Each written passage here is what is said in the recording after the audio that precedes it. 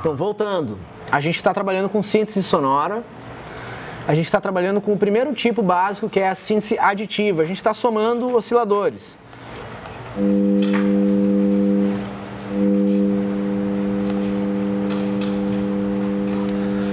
Por exemplo, quando eu tenho valores de frequência longos, a tendência é que eu escute isso como um intervalo, uma nota, um som grave e um som agudo. Quando os valores de frequência são muito próximos, a tendência é que eu ouça batimentos e comportamentos irregulares, tá? Então, por exemplo, eu tenho 400, 400,5, 401 e 405. O resultado, um som cheio de vibração. Se eu tiver sons distantes, né, 500, 600 e 700, eu vou ter um acorde. Tá tudo meio agudo. Terceiro parâmetro, ritmo, duração, né? É isso, eu estou falando aqui sobre os elementos básicos de descrição de um som, certo? E o quarto elemento, que é um elemento mais complexo, que é uma dimensão tridimensional, digamos assim, que é o timbre, tá? Que é o espectro. É a roupa do som. É, a forma da onda. Espectro e forma de onda são coisas diferentes, são maneiras diferentes de visualizar o fenômeno sonoro. Por enquanto, a gente, no caso do OSC, a gente está mexendo os valores de frequência e os valores de amplitude, com volume aqui. Os valores de altura, os valores de frequência, eles têm uma questão do conceito de frequência e o conceito de nota, tá? Vejam, se eu tiver um oscilador, ele aceita um valor, ele vai interpretar o número que eu colocar para ele como valor de frequência, né? E ele vai gerar uma onda de 440 ciclos por segundo, tá? Se eu colocar um conversor, eu vou ter um conversor aqui, ó. Eu tenho um conversor que se chama MIDI to Frequency, MTOF. Vou colocar aqui uma observação aqui, ó. Valores MIDI. O que é MIDI? MIDI é um protocolo de comunicação de dados, tá? Que basicamente hoje o que nos interessa é que eles variam de 0 a 127. É o que nos interessa por enquanto. O objeto MTOF, ele converte o valor de MIDI para frequência. O MIDI, ele é muito feito, o design do MIDI, ele é feito sobre o design do piano, o design do temperamento sonoro ocidental, tá certo? O design do piano foi um consenso. As pessoas chegaram, existiam vários sistemas musicais, vários tipos de temperamento, de distribuição das notas musicais, e o piano foi um certo consenso entre os músicos, dizer, não, vamos fazer um padrão para esse negócio que cada lugar o pessoal toca diferente, então temos que criar um padrão. Então se criou o padrão do piano. O piano é um padrão. O piano tem 127 teclas, certo? Então o MIDI é feito sobre essa ideia, sobre essa interface, né? Esse objeto, ele converte valor MIDI para valor de frequência. Então, por exemplo, um valor MIDI pode ser aqui, por exemplo, 60 é o Dó central, 60 é o Dó central. Em hertz, o Dó central vai equivaler a 261,6 Hz. O Dó sustenido, ele vai ser a próxima tecla, né? O Dó central é uma tecla branca e o Dó sustenido vai ser uma tecla preta, né? Vai ser o 61. Ele vai ser 277 Hz. Então, o Dó é 261 ponto alguma coisa Hz, 261. E o Dó sustenido é 277. Então eu tenho aí mais de 10 Hz de diferença. 16 Hz de diferença. Que não é nem Dó nem Dó sustenido. É algo intermediário. Então isso prova que a música ocidental ela é criada sobre um sistema de distribuição das frequências, um sistema fixo. Que tem desperdício. Sim, e a gente aprende culturalmente esses elementos musicais. Fulano está desafinado. O que significa que ele está desafinado? Ah, não sei, que a música está feia. Não, tudo bem. Mas significa que ele não chegou naquela vibração, ele está numa vibração entre uma nota e outra, ele está fora do sistema. O que o pessoal na escola de música faz durante 4 anos? Ficam catequizando as pessoas para elas entrarem no sistema, para elas aprenderem a reconhecer, aprenderem a interagir dentro desse sistema. O sistema musical é um sistema cultural construído há mais de 1000 anos, certo? Então, a computação chegou, a gente agora faz sons entre tal, sim e não, né? A gente continua vivendo culturalmente sobre grande influência do sistema musical tradicional, mas isso é um outro papo. Eu vou fazer um negócio agora que é interessante, né? A gente está trabalhando aqui numa perspectiva mais do timbre e tal, vendo a psicoacústica da coisa. Se eu quiser trabalhar com notas bem afinadinhas, que nem o piano, o que eu faço? Eu vou criar algumas mensagens, certo? E eu vou colocar algumas notas. Por exemplo, vou colocar a nota Dó, é a 60ª nota a partir do 0 da mais grave do piano. Dó central. Tem 127 notas. É. Vamos brincar um pouco com as notas temperadas, as notas afinadas, tá? Então eu tenho Dó, Dó sustenido, vou colocar aqui também o Mi, então o Mi vai ser, eu já sei que o Mi vai ser 64, e o Sol vai ser 67, tá? Coloquei o Dó sustenido, eu vou mudar o Dó sustenido para Ré.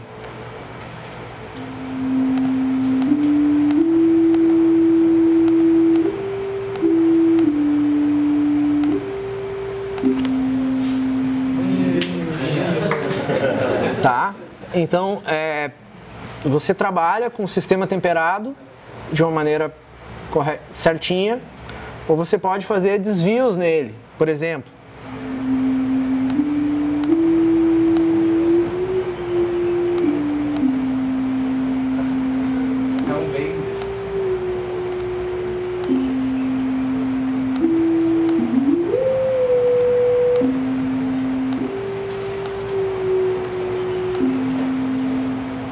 Tá?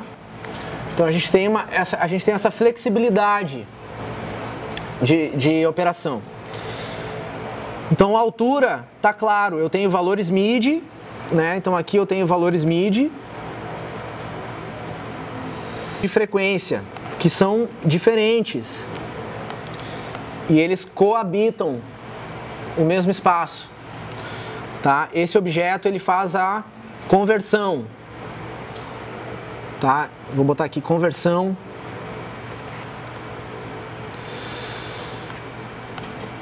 MIDI para frequência, né? Muitas vezes os objetos eles já têm o nome deles, já indicam um pouco a funcionalidade. Então M to F, então MIDI to frequency, ele converte MIDI para frequência. Eu tenho várias formas de onda. Eu tenho o OSC, eu tenho o Phasor. O Phasor, ele é um tipo de onda de dente de serra, tá? Ele vai formar ele é um outro formato de onda, tá?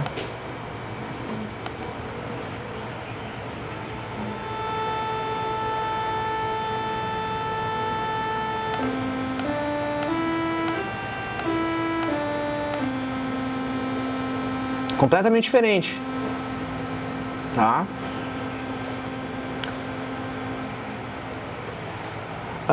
O phasor, a forma da onda, vai alterar completamente o timbre, como a gente percebe o som. E isso é muito louco. Por quê? Por exemplo, voltando aqui no nosso exemplo aqui, ó,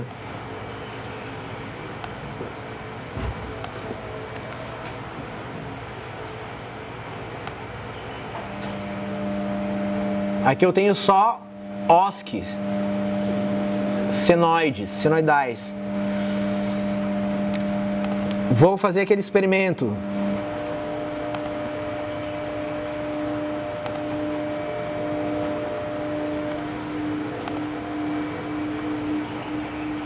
Tem um vibrato, tá? Tem esse vibrato aí só com senoides, com frequências próximas. Se eu mudar toda essa turma aqui para phasor, eu não vou ter o mesmo resultado. Antes eu tinha OSC com várias frequências próximas e gerava um vibrato, né? Agora com phasor eu vou ter um resultado completamente diferente.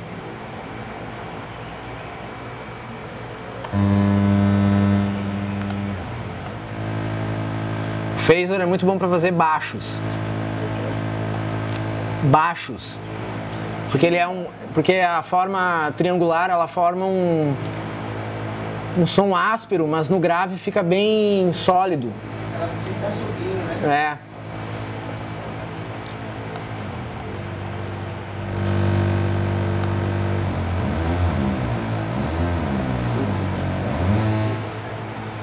Então, por exemplo, aqui eu tenho 108 Hz num phasor, vou botar outro com 109. Eu tenho um efeito diferente. Tem um efeito, mas é outro resultado. Se eu botar, por exemplo, valores bem longos, por exemplo, 216, sei lá, vou botar maior, 200, 300, 400.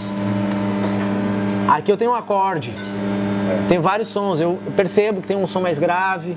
E não tem modulação, né? O som é contínuo. É contínuo. Essa é a diferença. Quando você aproxima as frequências, você tem uma modulação, que é psicoacústica, que faz esse efeito de beat que a gente chama dessa modulação. Uau, uau. O que eu queria dizer é o seguinte, ó, no caso do phasor, o tipo de vibrato dele é completamente diferente da senoidal. A gente tem outras maneiras de manipular o phasor depois que ele fique que ele tenha mais molho sonoro. Então, antes da gente entrar na FM, na M e tal, vamos falar rapidamente. Eu vou falar rapidamente sobre um conceito muito forte na questão do timbre, que é o conceito de envelope. O envelope é a maneira como o som se comporta no tempo. Até agora a gente está trabalhando com sons contínuos, assim, sabe? Você ligou, abriu o volume, ele tá... fica o tempo inteiro ali, né? Como se fosse uma pedra bruta, tá certo? Onde eu vou esculpir. Como é que eu vou esculpir? Eu vou alterar como ele se comporta no tempo. Então, por exemplo, eu estou alterando na mão, eu aumento o volume, eu baixo o volume, eu altero as coisas. Mas o envelope é uma maneira prática de fazer com que você fazer diversos comportamentos desse som no tempo. Então, o envelope, ele altera a amplitude, tá? Altera amplitude no tempo.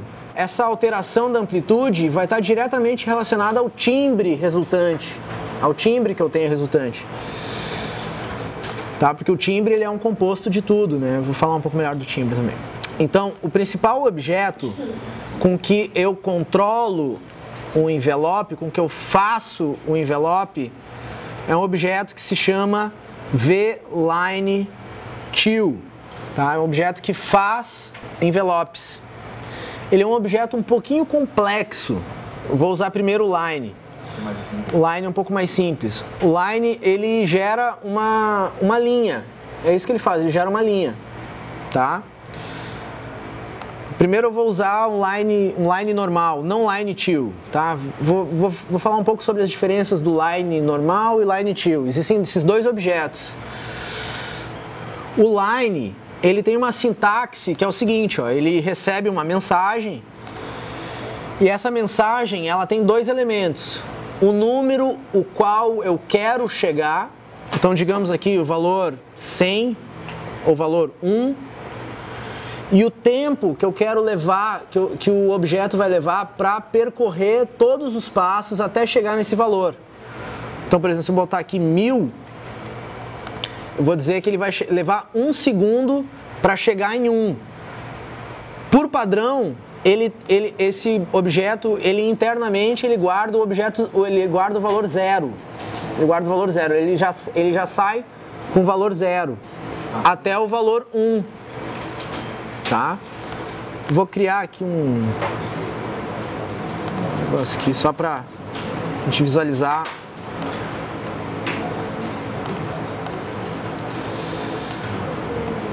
Então olha o que o line faz. Ele sai do 0 e vai para o 1 no tempo que eu defini para ele. Se eu quiser que ele volte, eu vou botar 0, que é o valor que eu quero que ele volte, sei lá, num tempo, digamos, 2 segundos. Isso evita aqueles cliques, né? Exatamente. Então, ó, aí ele desceu até o 0. Ele sobe até o 1, desce até o 0, né? O line tool é a mesma coisa, só que o line tool ele vai gerar uma rampa de áudio. E isso é bom porque evita cliques. Muitas vezes quando eu mexo nos botões aqui, nos controles, muitas vezes eu gero ruído, porque ele muda de um estado para o outro, ele dá um cliquezinho. Então uma rampa de áudio serve para que eu suavize os movimentos, né? Basicamente. Tá? Mas o line existe tanto para áudio quanto para qualquer coisa. Quanto para controle. Tanto para áudio quanto para controle, é. Ó, aqui eu tô colocando algumas operações.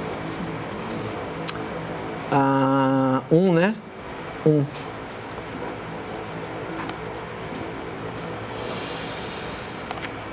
line ele controla os valores de amplitude. Isso. Na verdade, o line pode controlar qualquer coisa. Nesse caso é amplitude, mas ele pode como eu falei antes, o PD é dados puros, né? Depende de onde eu ligar aquele cabo ali. Se eu ligar o line no valor de frequência, ele vai fazer um glissando, né? Eu vou controlar o que eu quiser. Isso aqui é muito comum, operações matemáticas com áudio, tá? Porque eu tô fazendo o design, o shape da forma da onda. Então eu estou somando 4 geradores que eles vêm full, com a amplitude inteira. Se eu somar os 4, eu vou ter a amplitude toda. Quer ver? Olha o formato da onda aqui, ó. A amplitude inteira é 1, né? É. Se eu jogar aqui, ó, olha onde tá. Eu tô passando e isso aqui tá distorcendo muito o som. Lembra que agora há pouco eu fiz e quase que não saiu o som, ele ficou todo... Você pode ver que a própria representação visual ele demonstra que ele tá dentro do Array 1 é o que a placa está mandando para a caixa. Se tá tudo lá fora, você vai ouvir uma pequena porcentagem do som que você quer. Olha só. Eu estou visualizando aqui, ó, a saída pura da soma dos 4, tá? E aqui ele está na amplitude 1, ele está no máximo. Aí eu vou desligar aqui, depois disso aqui, eu multipliquei todo esse resultado, toda essa mixagem por 0,25. O que aconteceu? Quando eu multiplico todos os 4 por 0,25, eu tenho o meu máximo 1. Então eu mantive... 25% do som total, né? Que é um quarto do som total. Então se eu puxar um cabo daqui, ó, o que eu vou ver aí, ó? Eu vou ver a onda mais dentro, né? Só que como eu tô somando toda essa turma, eu não tô indo pro zero. Essa é uma outra definição mais complexa de desse offset, que as ondas que você gera acima, até 1 e até menos 1, elas precisam, para ficar na representação sonora perfeita, o eixo central delas tem que ser o 0. Quando você faz esses procedimentos de síntese, de soma, você desloca o eixo muitas vezes. Então você usa somas e divisões de sinal para centralizar de novo a geração do sinal para o eixo 0. Olha a variação do som.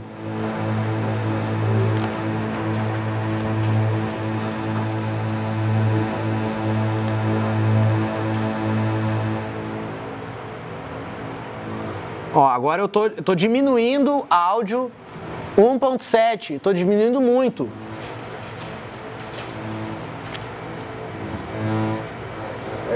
Só quando ele entra no espectro sonoro que ele é reproduzido, justamente. E essas operações... Isso pode ser interessante. Claro. Do ponto de vista musical, né? O que é importante, galera, é que somas e operações matemáticas de soma e de diminuir sinal, nesse caso específico, servem para você deslocar o sinal inteiro nessa faixa de representação, não para diminuir o áudio. Diminuir você faz com a multiplicação, que é uma multiplicação de amplitude, você diminui ou expande o tamanho da onda. Mais ou menos tio, como ele está usando menos tio ali, serve para você deslocar no espaço da representação. Então por isso que ele está trabalhando com menos para posicionar essa geração sonora no eixo 0. É a diferença exatamente o que o Bruno falou, a diferença entre a multiplicação de áudio, que a multiplicação de áudio você vai ampliar toda a onda vai crescer, né? Ou você pode multiplicar por um número fracionário, você vai diminuir, né? Então a multiplicação de áudio e a divisão de áudio tem essa mesma função de mexer na amplitude toda. E a subtração de áudio, ele vai deslocar toda a turma Então não estou aumentando ou diminuindo o volume. Eu estou deslocando o espaço de representação. É complexo de entender isso, né? Ninguém lembra de trigonometria. A gente sempre perguntava, por que eu tenho que estudar isso, professor? Pois é, para aprender música eletrônica. Mas são duas coisas, um é o espaço de representação e a outra que está sendo processado de fato, né? Do áudio. Então, olha só, no caso aqui eu distorci a subtração para menos 0,68.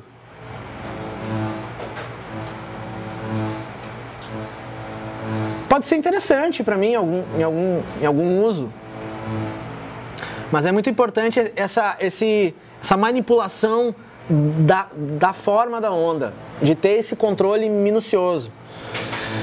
Certo. Só para completar, o envelope que eu estava, só para finalizar mesmo agora, o envelope, ele é a maneira como uma nota se comporta no tempo, como um som se comporta no tempo.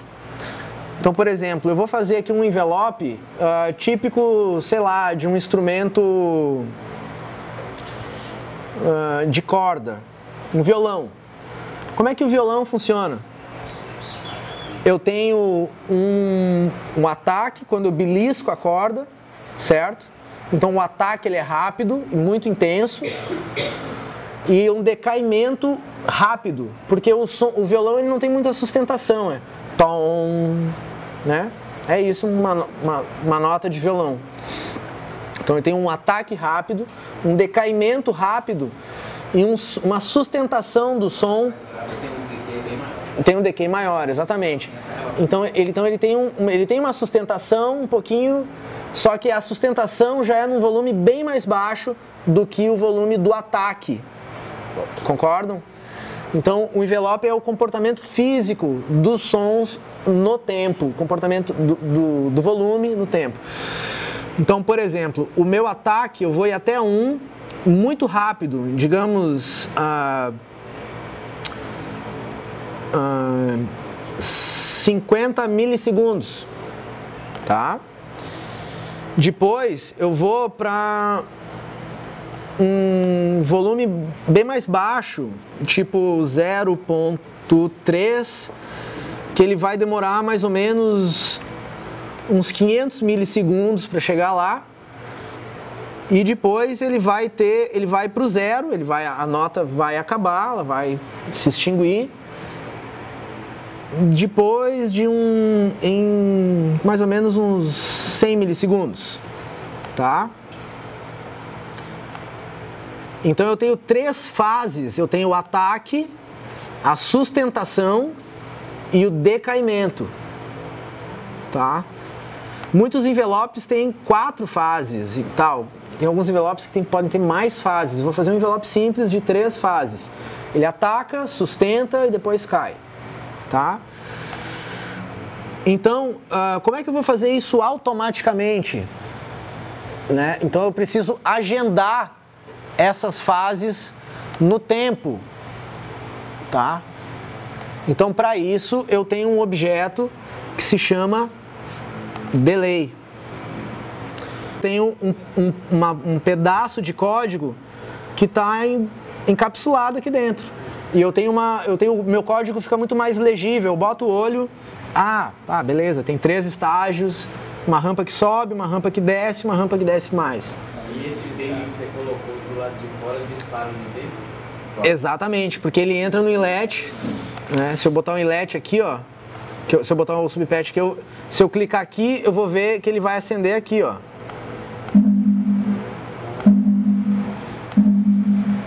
Esse inlet recebe qualquer tipo de dado, né? Então esse aqui é um tipo de envelope. Um tipo de envelope. Aí eu vou fazer um outro tipo de envelope e vou ter um som completamente diferente. O que eu vou fazer? Vou clonar ele. Vou clonar ele. E vou colocar, e vou editar ele. Eu vou colocar, chamar ele de envelope 2. Vou colocar ele ele vai demorar um tempão para subir. Ele vai ter um fade-in super lento, um ataque super lento. E vai ter um decaimento bem rápido.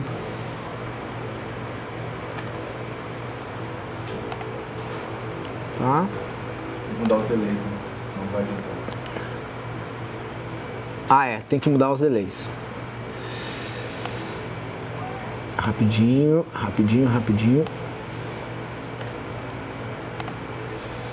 Então esse delay aqui ele tem que ser 2000 e esse outro aqui 2500.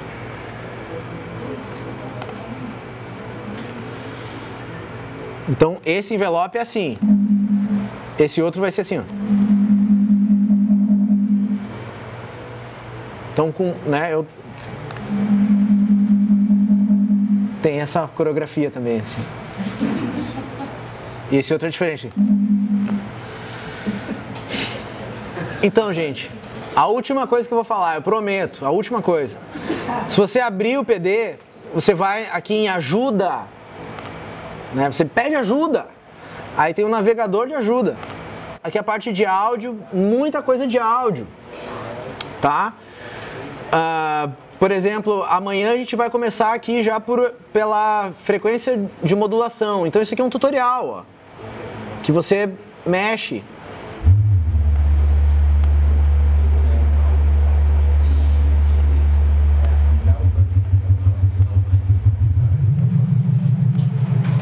Isso aqui é um som típico de frequência modulada, de frequência modulada.